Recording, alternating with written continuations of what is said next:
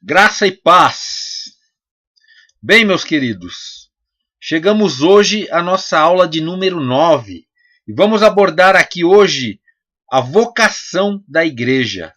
Antes, porém, eu quero que você leia comigo o texto de Efésios, capítulo 1, versículos do 4 ao 6, que diz: Assim como nos escolheu nele antes da fundação do mundo, para sermos santos e irrepreensíveis perante ele, em amor nos predestinou para ele, para a adoção de filhos por meio de Jesus Cristo, segundo o beneplácito de sua vontade, para louvor da glória de sua graça, que ele nos concedeu gratuitamente no amado.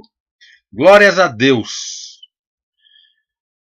Bem, meus queridos, sendo a igreja um povo vocacionado, isto é, um povo chamado por Deus, vamos tratar na presente aula de algumas vocações da igreja, as quais considero como as principais, a saber, adoração, oração, comunhão, ministério ou serviço, promoção de desenvolvimento, edificação e crescimento espiritual de seus membros, sofrimento e testemunho.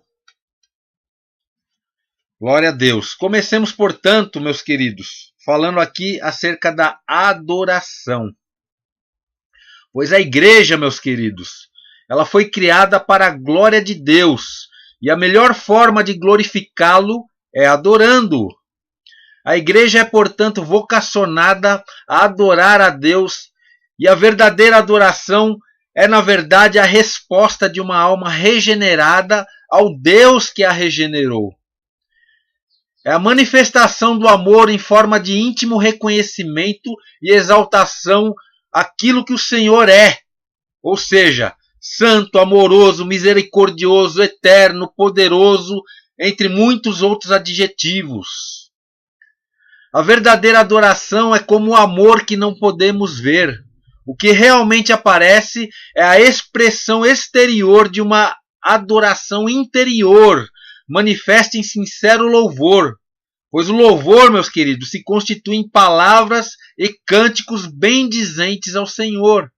Sendo assim, o louvor e a adoração são inseparáveis e acontecem simultaneamente, tanto externamente no culto, como internamente no coração do crente.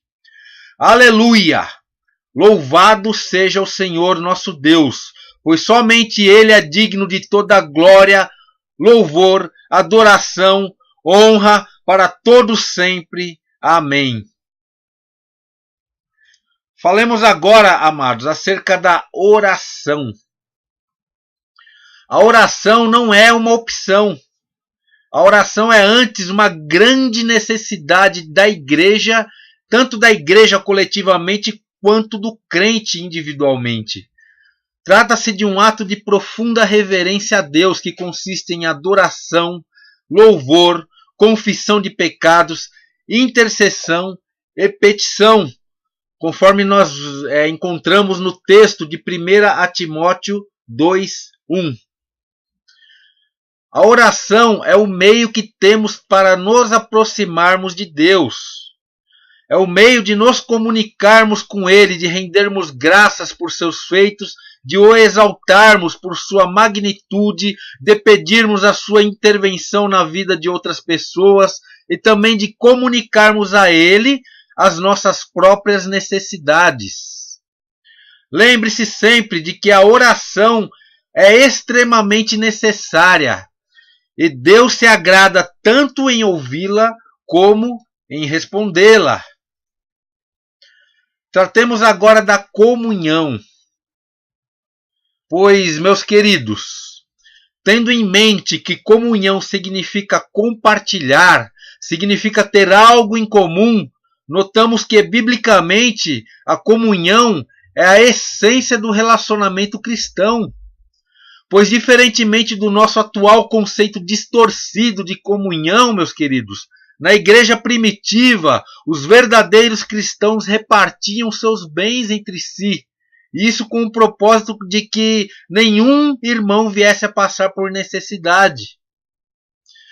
Quer no sentido léxico e linguístico, quer no sentido bíblico, este é o verdadeiro sentido da comunhão, meus amados. Será que hoje, coletivamente, os recursos da igreja são destinados a uma verdadeira comunhão, de forma que nenhum irmão venha padecer necessidade dentro da igreja? Será que individualmente, como igreja, praticamos a verdadeira comunhão? Compartilhamos verdadeiramente os nossos bens? Ou compartilhamos apenas os momentos de reunião e de adoração? Essas perguntas, meus queridos, eu faço não somente a vocês, mas primeiramente a mim. Portanto, amado e amada de Deus, reflita sobre essa grande verdade bíblica e saiba que a comunhão é uma vocação da igreja, isto tanto no âmbito individual como no âmbito coletivo. Vamos falar agora do ministério ou serviço. Pois de acordo com Efésios capítulo 2, versículos 8 e 9, se por um lado o crente não é salvo por praticar boas obras, por outro lado ele é salvo para praticar boas obras. Sendo assim, tal como o Senhor Jesus não veio ao mundo para ser servido, mas para servir, conforme nós lemos em Marcos capítulo 10, versículo 45, deixando em tudo o seu grande exemplo, a igreja também foi chamada para dar sequência ao seu ministério, ao ministério de nosso Senhor e Salvador Jesus Cristo, servindo a crentes e não crentes. Portanto, todo dom recebido de Deus, todo cargo exercido na igreja, bem como toda capacitação obtida pelos ministros da igreja, tem como único objetivo servir. Servir para a glória de Deus, não para benefício próprio ou para a exaltação humana. Louvado seja o nome do Senhor. Vamos falar agora aqui da quinta vocação que nós tratamos aqui na aula de hoje, que é a questão de promover desenvolvimento, edificação e crescimento espiritual dos crentes. Meus queridos, vários são os meios pelos quais os crentes podem ser edificados na igreja. Os crentes podem ser edificados pela palavra do Senhor, pois não há sombra de dúvidas de que a palavra de Deus é o mais poderoso meio de edificação dos crentes. Os crentes também podem ser edificados pelo exercício dos dons dentro da igreja, pois há obras, amados, específicas a serem cumpridas por intermédio do exercício dos dons pelos crentes. E todo esse exercício visa o crescimento do reino de Deus, a edificação do corpo de Cristo, que é a igreja, e principalmente a glória de Deus. Os crentes também podem ser edificados pela oração.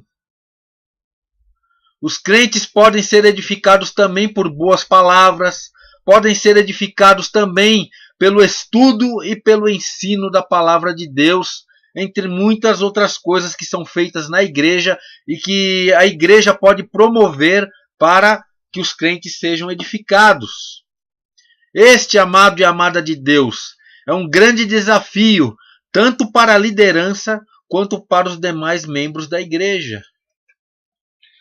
Vamos falar agora de outra vocação da igreja, que é a questão do sofrimento. Mas como assim? A igreja foi vocacionada para sofrer? Será que esse professor enlouqueceu? Não, amados, não estou louco. À luz da Bíblia, não podemos fugir a esta realidade. Não obstante, é bom diferenciar sofrimento de derrota, pois a igreja não foi chamada para ser derrotada. Isso é fato. Antes, a igreja foi chamada para vencer mediante a luta, mediante até sofrimento, mas ela vence. Ao abordar esse assunto, é bom ter em mente que nem sempre aquilo que parece vitória aos nossos olhos, nem sempre aquilo que parece vitória aos olhos dos homens, é vitória aos olhos de Deus. O contrário também é verdade. Nem tudo aquilo que parece derrota aos olhos dos homens é derrota aos olhos de Deus. Nós percebemos que muitas vezes missionários morrem pregando a palavra e ganhando almas. Isso aos olhos dos homens é derrota. Aos olhos de Deus é vitória. E o que dizer da cruz de Cristo? A maior de todas as vitórias que os homens enxergaram como derrota. Vejamos alguns textos bíblicos, amados, que expressam a realidade da vocação da igreja para o sofrimento. Vejamos. Lucas capítulo 9, versículo 23 diz: E dizia a todos: Se alguém quer vir após mim, negue-se a si mesmo e tome cada dia a sua cruz e siga-me. Outro texto, João capítulo 16, versículo 33. Tenho-vos dito isso, para que em mim tenhais paz. No mundo tereis aflições, mas tende bom ânimo, eu venci o mundo. Outro texto, Mateus capítulo 5, versículo 11, que diz: Bem-aventurados sois quando por minha causa vos injuriarem e vos perseguirem e mentindo disserem todo o mal contra vós. Glórias a Deus, meus queridos. A verdade é que, enquanto no mundo ocidental a igreja prospera materialmente e só consegue olhar para o próprio umbigo, pregando prosperidade financeira e enriquecendo-se, amados, esquecendo-se também daqueles que são necessitados, às vezes até aqui dentro da própria igreja. Por outro lado, há também uma igreja perseguida, uma igreja que é negligenciada por grande parte dos cristãos contemporâneos, principalmente no mundo ocidental e também em países como o Brasil, onde a teologia da prosperidade vem crescendo, com suas heresias, com seus modismos, com sua pregação antropocêntrica, centrada no homem.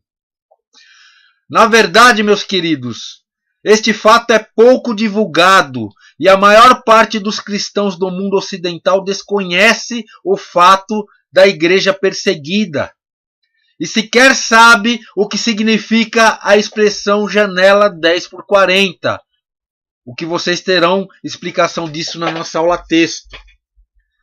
A grande verdade é que exatamente agora, neste instante, meus queridos, enquanto a igreja ocidental goza paz e prosperidade, muitos dos nossos irmãos em Cristo em outras partes do mundo estão sendo agora perseguidos, torturados e mortos, simplesmente por professarem sua fé em nosso Senhor e Salvador Jesus Cristo.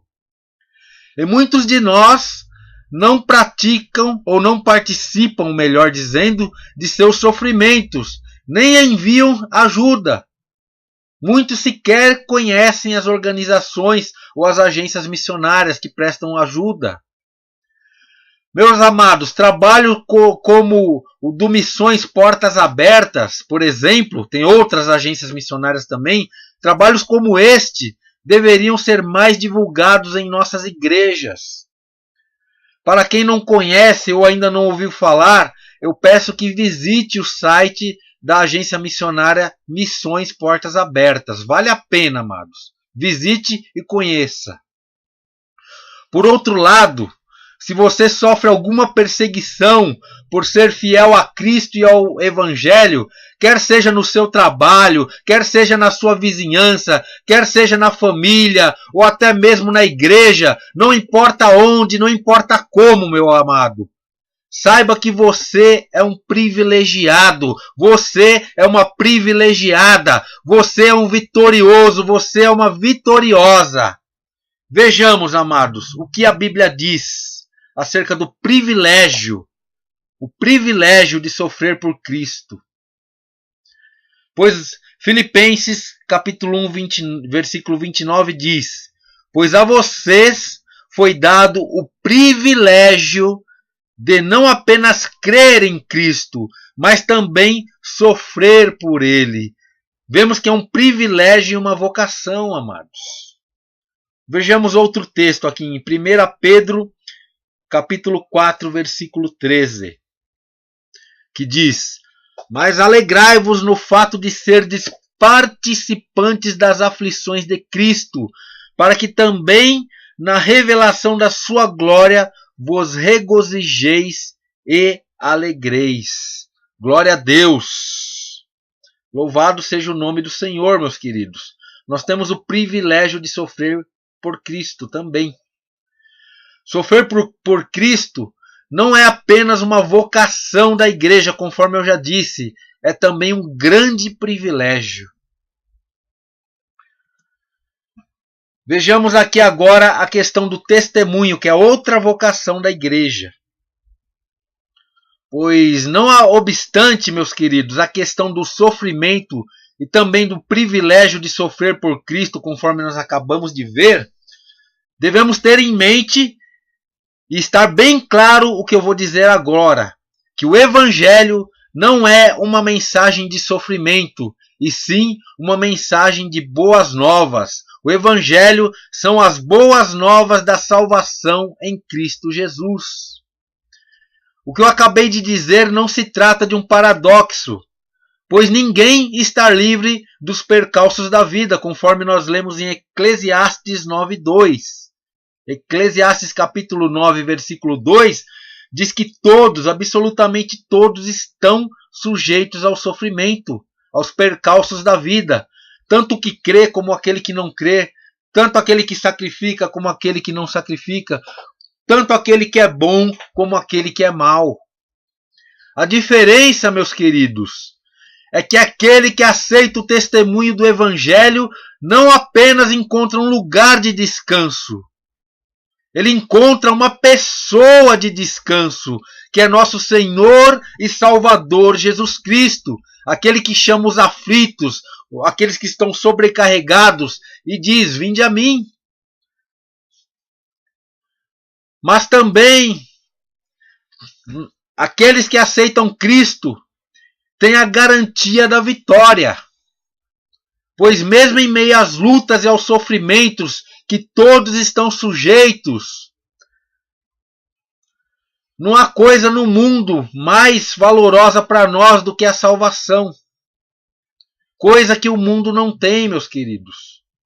A salvação, o mundo não tem onde buscar consolo. O mundo tem um grande vazio no coração que só Cristo pode preencher.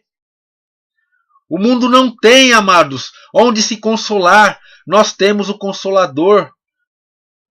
Nós temos uma pessoa na qual nós podemos descansar, na qual ou a quem nós devemos entregar toda a nossa ansiedade.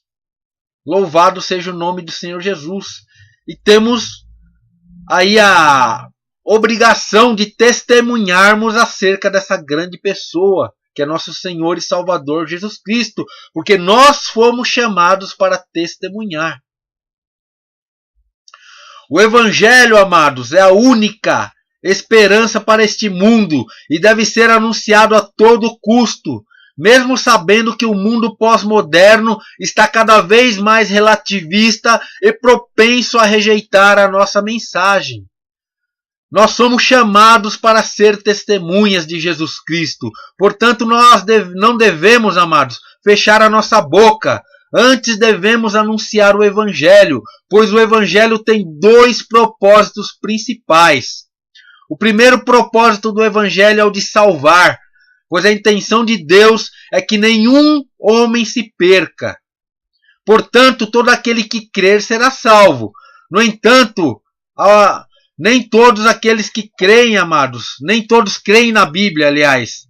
E a Bíblia diz que aquele que não crer será condenado. Esse é o segundo propósito do Evangelho, infelizmente.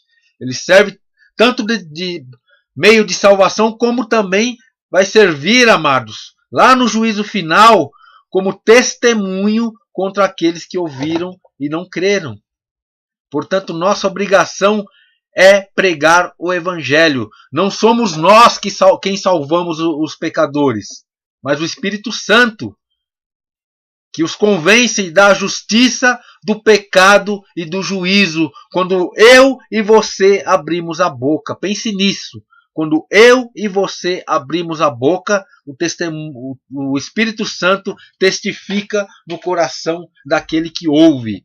Agora, se ele irá aceitar ou não aceitar, já é uma questão de responsabilidade individual dele. Louvado seja o nome do Senhor. Bem, queridos, chegamos à conclusão da nossa aula de hoje. E quer seja, amados, de forma coletiva, quer seja de forma individual, que o Senhor Jesus nos ajude a cumprir todos, absolutamente todos, os aspectos da vocação da sua santa igreja. Louvado seja o nome do Senhor Jesus. Vamos à atividade de hoje. Teremos uma atividade hoje que constitui-se em um outro debate aqui no fórum. Então eu tenho duas questões aí para vocês. Primeira, há alguma outra vocação que você incluiria na lista de vocações da igreja que abordamos na aula de hoje? Se há, por quê? Sabemos que há muitas vocações da igreja, né? Ela tem muitos chamados. Então, se você lembrar de mais algum, você relate no fórum e diga o porquê que você acha importante. E a segunda tarefa aqui do fórum, ambas valem nota, é para que você comente a colocação de um de seus colegas. Escolha uma das colocações de todos os colegas e comente uma. Vale nota, amém? Bem, meus queridos, então a próxima aula, que é a aula 10, que será a última aula, nós trataremos do destino da igreja. Peço, portanto, que o Senhor Jesus abençoe a cada um de nós, a cada um de vocês, dando graça, entendimento e iluminação. Tenha uma ótima aula, uma ótima leitura e que Deus os abençoe. Até a próxima aula.